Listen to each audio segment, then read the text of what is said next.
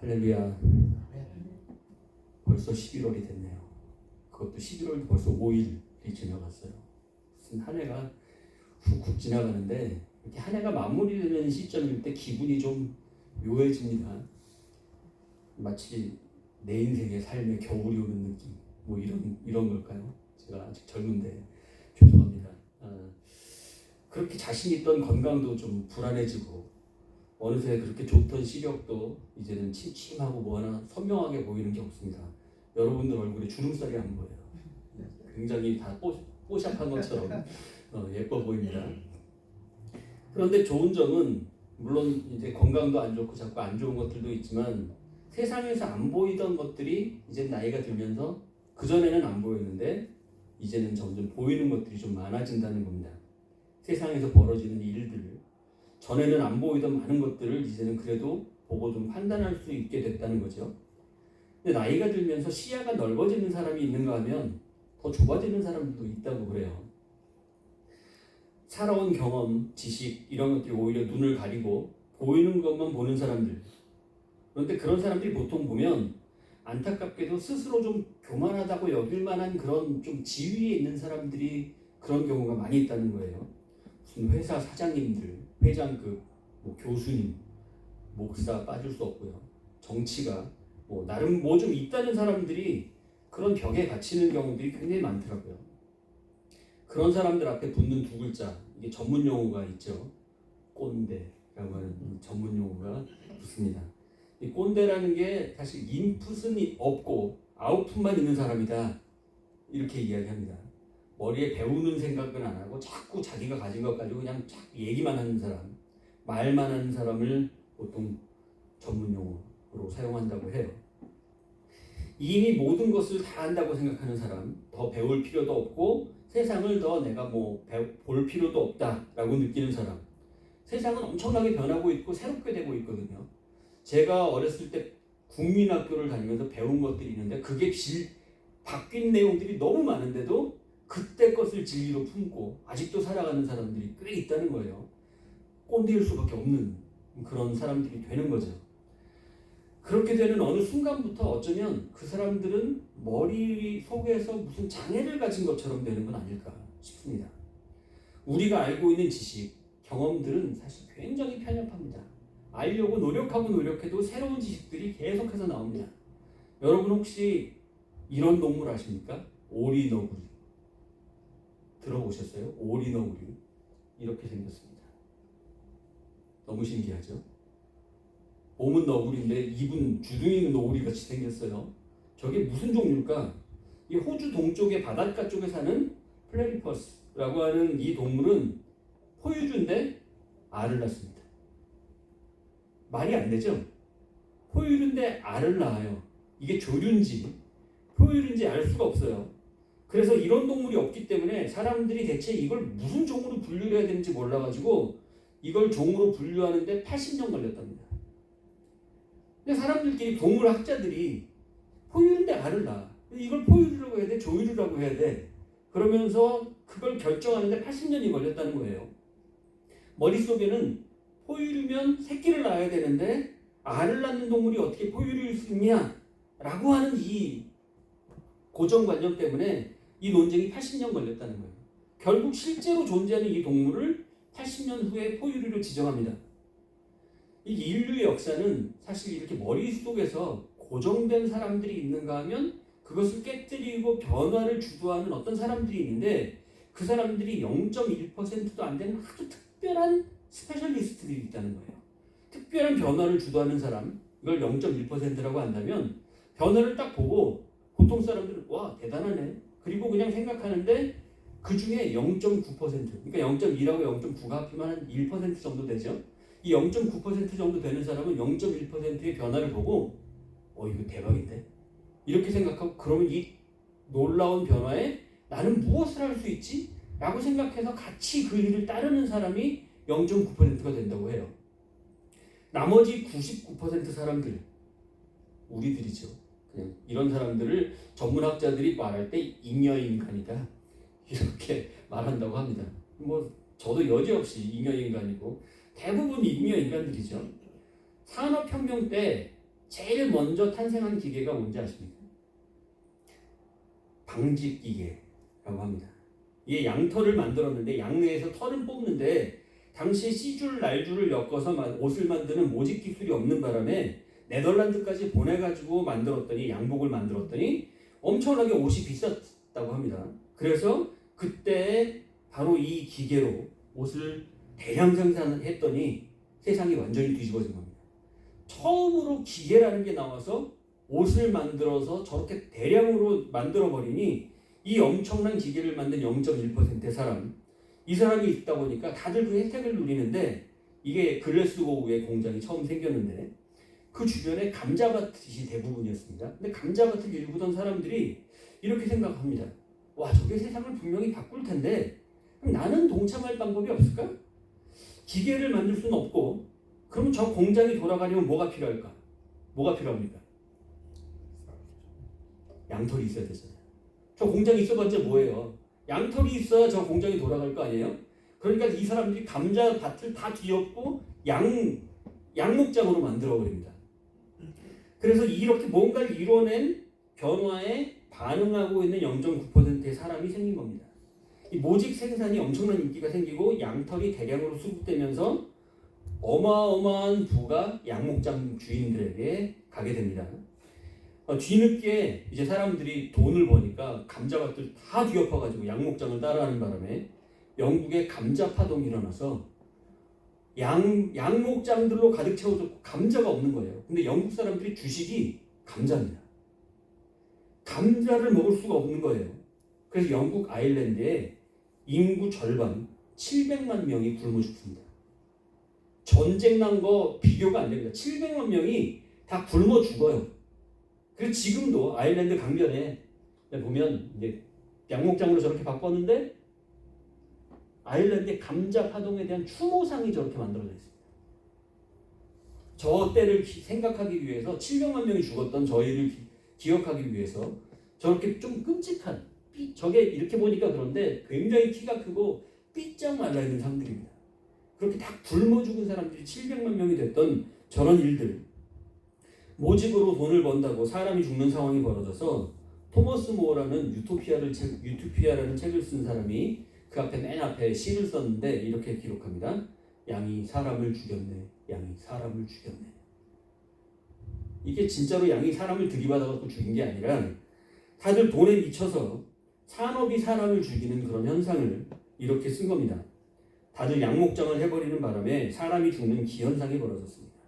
그러다 보니까 굶어 죽는 사람들이 감자를 훔치게 됩니다. 감자 있는 사람들의 집에 들어가서 훔치게 되니까 오죽 그게 심했으면 감자를 훔치면 교수형에 처한다라는 법이 생기고 그래서 영국 길거리는 교수형에 처해서 목이 걸려있는 사람들이 쭉 늘어설 정도로 죽어있는 사람들이 가득했답니다.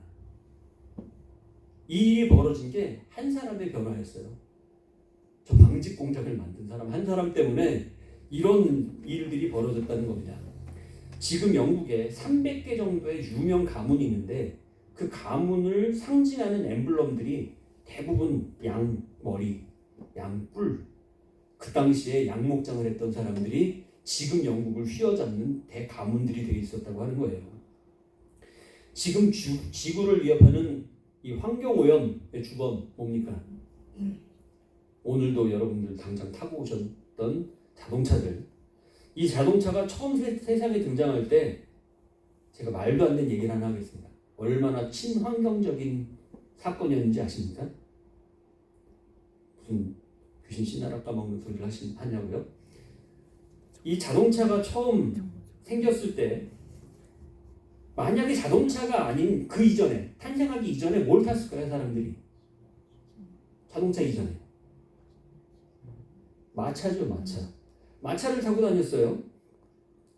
1884년에 프랑스의 마틴 생자롱 부동산 회사가 스팀 엔진으로 처음 전동 카트를 개발하고 그 이후에 우리가 잘 아는 헨리 포드가 1903년에 한 대 자동차를 발명해서 내놓고 1908년이 돼야 저 맨 위에 있는 왼쪽에 있는 포드 모델 T라고 하는 저 최초의 자동차가 공용화됩니다.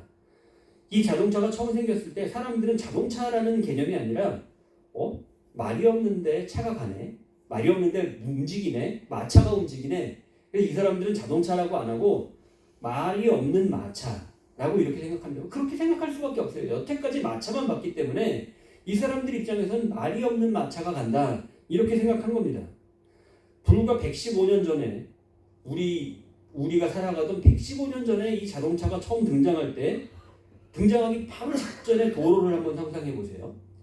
가장 마차가 많이 다녔던 뉴욕, 런던, 파리 같은 큰 도시들은 자동차가 다닐 정도까지는 아니지만 마차가 굉장히 많이 통행하는 그런 거리였습니다.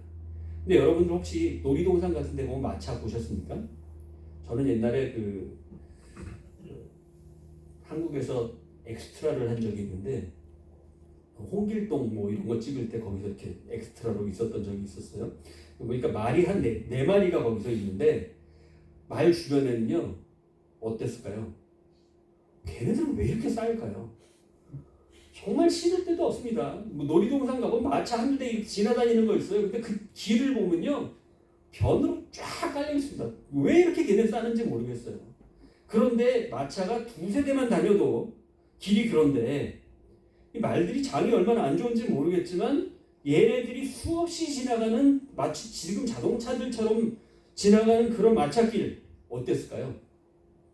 도로가 그냥 변이 깔리고 그 위를 마차들이 계속 밟고 지나갑니다. 그러면 깔려서 계속 그게 쌓이죠. 아주 길바닥은 그냥 변으로 아스팔트가 되어 있는 거예요. 높이 갈수록 높아지는데 비라도 한번 와보세요. 와본다고 생각하세요. 그리고 그것들이 쌓이면서 거기 벌레 뭐 이런 것들 상상을 해보시죠. 뉴욕, 파리, 런던 갈 데가 아니었습니다. 도로가 끔찍할 정도였어요.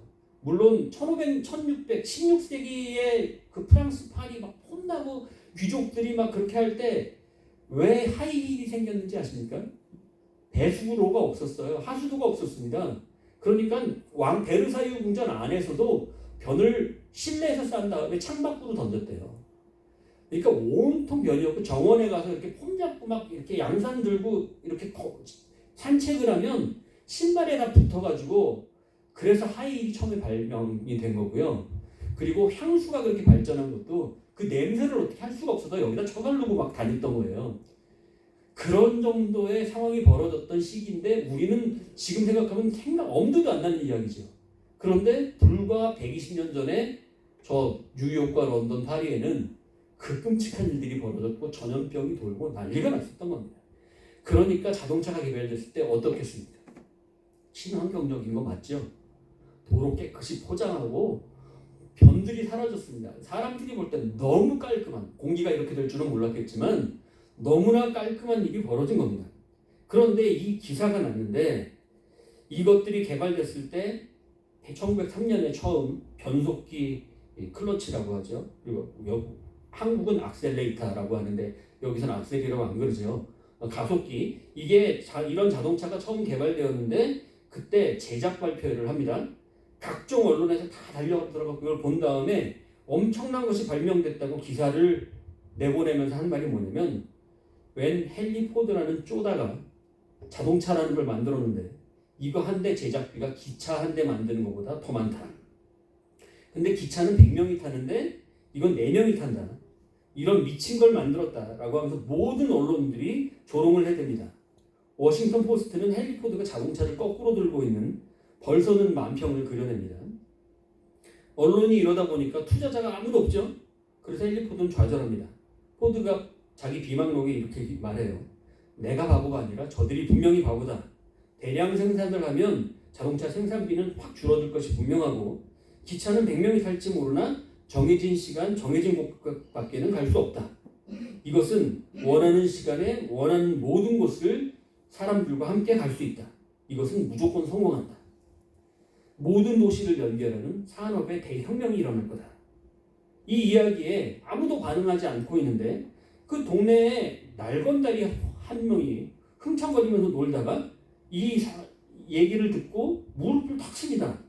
야, 이거 된다. 이거 획기적이다. 이 건달이 집안은 좀 부자라서 돈이 있는, 집안 자체가 돈이 있는 나름대로 재벌가인데 펑펑 놀고 있는 인간이었는데 나름 사업가 기질, 집안에 그 피가 흐르고 있었나 봅니다. 이거 보면 대박 날 텐데 나는 뭘 할 수 있을까? 나도 자동차 산업에 뛰어들려면 그럼 내가 할 수 있는 일이 뭘까? 여러분들 여기서 여러분들이 만약에 할 수 있는 일이 뭘까 생각해 보십시오. 아까 양목장을 만들었던 것처럼 방직 공장 옆에 양목장을 만들었던 것처럼 자동차가 만들어졌으면 여러분은 뭘 만들어야 될까요? 이게 물 넣고 가는 겁니까? 자동차가 나와봤자 다닐 수가 없어요. 그러니까 이 사람이 딱 생각하는데 이게 석유로 가는 거지, 기름 넣고 가는 거지.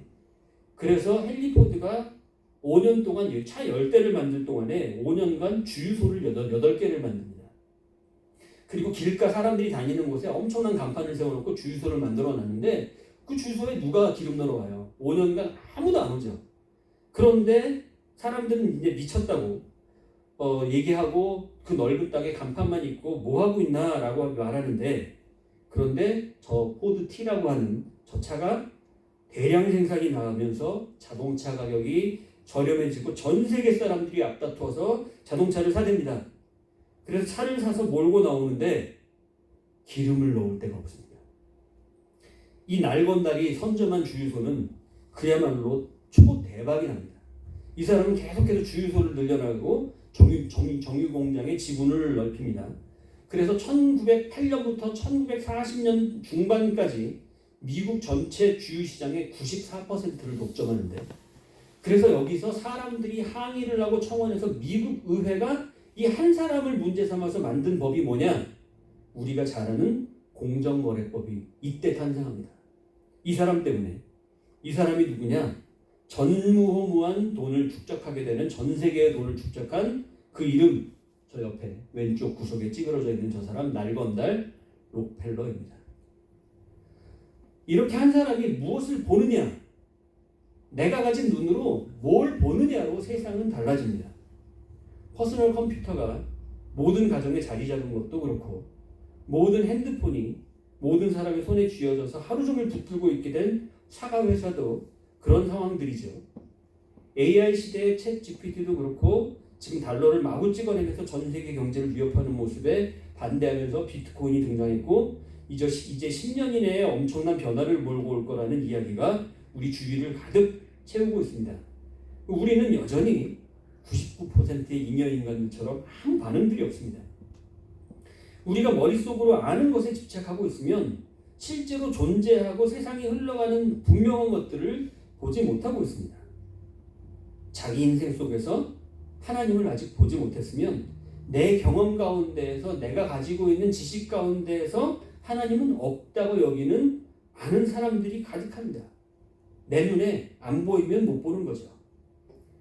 오늘 교회에서 경제학 강의가 너무 길어졌는데 본문으로 돌아가죠.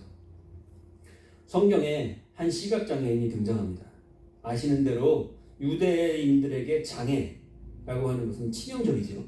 장애가 있거나 문제가 있거나 하다못해 감기가 들거나 피부병이 생겨도 이것을 하나님이 내린 저주라고 그렇게 생각합니다. 그렇기 때문에 사람들은 그 저주받은 사람에게 가까이 가지 않고 그를 외면하고 그를 멀리 격리시킵니다. 그 사람을 만지기만 해도 부정이 옮기기 때문에 문제가 있는 사람들은 늘 분리시키고 격리시키고 근처에 가지도 않습니다. 그래서 그 사람은 사회 공동체로부터 외면받고 생활을 유지하는 것 자체가 어려운 상황에 처하고 맙니다. 사람들은 이제 자기가 아는 범위, 생각의 범위, 저 사람은 하나님으로부터 저주받았을 거야, 저 사람은 죄가 많아서 저렇게 된 거야, 이런 생각들을 하고 사람 멀리 떨어져서 있는 상황입니다. 그런데 그 사람이 오늘 본문, 이 본문 말씀이 있기 직전에 무슨 성경 내용이 있냐면 칠병이어 사건이 있습니다. 떡 7개와 오병이어가 아니고 칠병이어도 있잖아요. 칠병이어의 사건으로 사람들을 먹인 사건 이후에, 오병이어 사건 이후에 무슨 일이 벌어지냐면 예수님을 왕으로 모시려고 하는 사람들이 있어요. 그 사건을 보고 와, 떡 5개와 물고기 2마리로 5,000명을 먹이고 12광주리가 남았다. 이것은 우리의 왕이 되셔야 한다. 지금 로마의 압제로부터 우리를 벗어나게 해주고 우리의 인생의 모든 것을 책임져 줄 우리의 먹고 사는 문제를 모두 책임질 저런 분이 왕이 되어야 된다라고 예수님을 왕으로 모시게 하니까 예수님은 그 사람들을 곁을 빠져나와서 다른 데로 배를 타고 가버리시죠. 이것처럼 칠병이어의 사건이 벌어지니까 사람들은 와, 이분이 대단한데? 그러면 이 사람 확인을 한번 해보자. 그리고는 여태까지 쳐다보지도 않던 이 소경, 눈이 먼 사람을 데리고 예수님께로 나온 겁니다. 사실 이 소경은 누가 자기에게 아는 체도 한 적이 없고 말을 건 적도 없을 거예요. 다른 사람의 말을 들어본 거라고는 아우 재수없어, 저리가, 뭐 좋지 않은 이야기들, 욕짓거리들이나 혐오 가득한 말투들만 들었을 겁니다. 따뜻한 말 한마디 들어본 적 없는데 갑자기 어느 날 이 사람들이 막 가라고, 어디로 가는지도 모르지 막 끌려가듯이 끌려가면서 이 사람은 알지도 못하는 어떤 한 사람을 만나게 됩니다.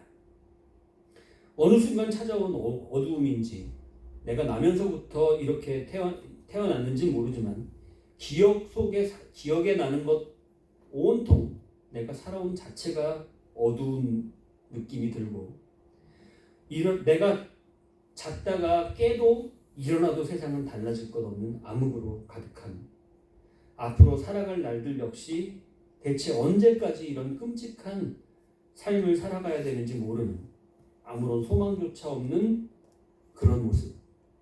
눈 떠봤자 오늘 하루 어떻게 굶주림을 해결해야 되는지, 나의 관심사는 그저 누가 하나 뭐 던져주지 않나, 음식 찌꺼기 던져주는 사람 없나, 무화과 열매를 찾으면 야 대박이다, 그게 행복이고 그게 기쁨이었습니다. 그런데 사람들이 갑자기 예수님 앞에 데려오면서 예수님 보고 이 사람을 고쳐내라 라고 그렇게 말하고 있습니다. 이적을 구하고 있는 사람들. 이 장소가 오늘 보니까 벳세다라는 그런 장소입니다. 벳세다라는 곳은 예수님이 사역하신 모든 곳 중에 가장 이적을 많이 보여주신 장소가 바로 벳세다입니다. 그런데 나중에 벳세다에 대해서 예수님은 이렇게 말씀하십니다. 너희는 믿음이 없는 자들이다. 이적을 꼭 봐야 믿는다. 여러분들은 이적을 보면 더 믿음이 좋아질 것 같습니까? 뭔가 더 멋있는 일들이 벌어질 것 같습니까? 그런데 제 주위에 이적을 본 사람들 꽤 많이 있어요. 그럼에도 불구하고 그들은 또 이적을 찾아다니더라고요. 뭔가 약발이 떨어지면 또 이적을 찾고 또 이적을 찾는 그런 사람들처럼 되어 있더라고요. 예수님은 이적을만 바라고 있는 사람들 앞에서 그 소경의 손을 잡아서 마을 밖으로 데리고 가십니다. 굉장히 사랑이 느껴지지 않으십니까? 사람들이 막 버글버글한 상태에서 고쳐내라 이러는데 예수님은 그 사람들 다 물리치고 이 소경의 손을 잡습니다. 이 소경이 아마 누가 손을 잡아준 적이 한 번도 없을걸요. 왜냐면 저주를 받아 그런 몸이니까 누가 손을 잡는다는 건 같이 저주를 받는 거거든요. 저주가 옮겨진다는 이야기니까 누가 내 손을 잡는다는 것 자체가 없었는데 예수님이 손을 잡더니 그 나를 정신없게 하던 사람들로부터 마을 밖으로 데려가시는 거예요. 조용한 곳에 데리고 가십니다. 예수님의 치유의 현장은 언제나 마음부터 시작이 되는 것 같습니다. 그가 살아온 삶의 과정들, 상처, 아픔들, 그것을 보시면서 예수님은 그 사람의 아픔보다 더 깊이 느끼시고, 성경에 보면 민망이 여기시냐, 민망, 창자민자의 끊어질 망입니다. 우리 민망 그러면 아우 쪽팔려 뭐 이렇게 생각하는데, 민망은 부끄러운 것이 아니라 창자가 끊어지는 아픔입니다. 그 사람의 아픔을 보면서 민망히 여기시고 치유하시는 겁니다. 소경 입장에서 정신없는 그 상황에 예수님이라는 분이 손을 잡아서 조용한 곳으로 데리고 갈 때부터 이미 그 마음속에 있는 상처들은 치유되고 있었을 겁니다. 그리고 아무도 없는 조용한 곳에서 눈에 침을 뱉으십니다. 왜 이러십니까? 여러분들 고쳐주신다고 하더니 갑자기 분위기 좋았는데 눈에 침을 뱉으십니다. 이거 모욕적이고 짜증날 수도 있는 일이라고 볼 수 있는데 오해하시면 안 됩니다. 당시 그 지역의 문화예요. 우리도 다치면 아야! 그리고 빨잖아요. 침을 묻히잖아요. 옛날에 할머니들이 그렇게 하시지 않았습니까? 다치면 이렇게 빨아주셨던 기억이 납니다. 개들도 다치면 핥아서 자기 상처를 치유하죠. 침이 상처를 고친다는 거, 이거는 제대로 약과 의술이 없을 때 행해졌던 전통의학의 아주 중요한 부분이었습니다. 예전 할머니들이 했던 그런 방식. 저도 예전에 저희 딸이 감기 깐난애기 때인데 코를 감기가 너무 심하게 걸려서 2달, 3달 된 아이, 주집사님 잘 아실 것 같은데 그 아이들이 감기가 심하게 걸려서 콧물이 막 나가지고 막 코에 막 거품 정말 만화에서 보듯이 이렇게 생기고 누런 콧물이 막 나오는데 이걸 어떻게 코를 못 풀잖아요 아이가. 그러니까 겉에 것만 닦아주는데 너무 힘들어하는 거예요. 숨을 못 쉬니까. 그래서 저희 할머니에게 전화를 해서 물어봤습니다. 할머니 이거 어떻게 하면 돼요? 빨아줘라. 아 그런 방법이 있네요. 제가 코에다 대고 쫙 빨았더니 그 걸쭉한 그 초록색 있잖아요. 그게 확 빨려 나오더라고요. 입안에 그냥 가득 딱 물리는데 아이의 표정은 쭉 빨리더니만 너무 행복한 표정을 딱 그 다음으로 짓더라고요. 제 입안에 그게 들어와 있는데 하나도 더럽다는 생각이 안 들면서 아이의 그 표정을 보고 너무 행복한 거예요. 너무 이쁜 거예요. 야, 앞으로 진작 빨아줄 걸. 이런 것처럼 예수님의 마음이 눈에 침을 뱉었던 게 바로 그런 겁니다. 우리는 그냥 성경 읽고 눈에 침을 뱉으셨어? 기분 좀 찝찝한데? 이런 느낌이 들지 모르지만 예수님은 바로 그런 마음으로 눈에 침을 발라주시면서 그렇게 고쳐주시는 겁니다. 그리고 안수해 주십니다. 머리를 쓰다듬어 주시는 거예요. 머리 한번 감은 적이 없는 사람인데 저는 손도 대기 싫을 것 같아요.